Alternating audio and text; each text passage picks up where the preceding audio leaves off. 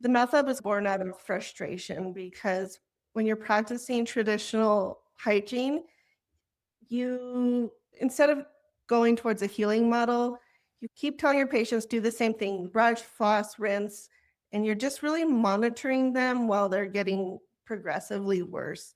Like patients coming to us at the end of the road, having already tried everything, still not improving, and what is next? So that pushed us to also continue to educate ourselves more and continue to dig and dig deeper into the problem to figure out what that root cause is because our patients, they want those answers, they need those answers, and nobody's listening to them or giving them these answers. And sometimes patients feel like it's weird, like, why is my hygienist asking about my stool test? Poop, yeah, poop. But it's really important. If we see a little bit of bleeding, it's not just a little bit of bleeding. Those are the first signs that, hey, you have inflammation going on. Those bacteria are going straight into that bloodstream. And if that junctional epithelium is broke in your mouth, then those tight junctions in the gut are probably looking the same way or similar. I always like to portray this to our patients is let me ask you this. When was the last time you went to a doctor and all they did was look at you and said, "You look good. We'll see you next year." And so why does the same thing happen in dentistry? One of the practices we came across, they literally told us, if patients are getting better, how are we going to make money? And I was shocked. Lord. I was like, isn't this why we got into this field, to make our To patients heal better? people? Yeah. As at the Mouth Lab, we truly do want our patients to get better. They may not be our patients forever. If they find the magic pill and they get better, then they don't need our services anymore, then great. But there's plenty of people out there to help, and we don't need to find treatment to make money.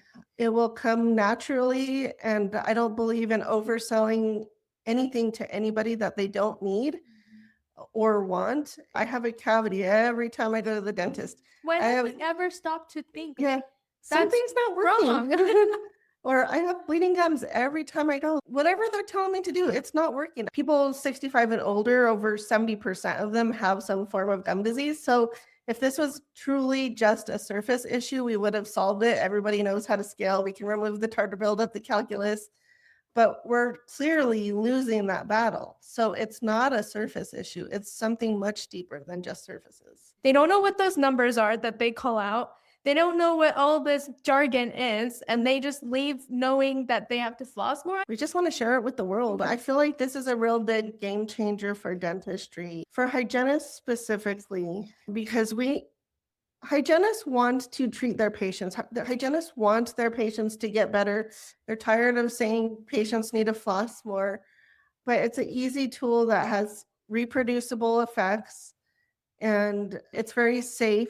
And it doesn't have technically bad side effects like an antibiotic. We want to share it with the world. I think it's going to be a big game changer for hygiene, for dentistry, for patients.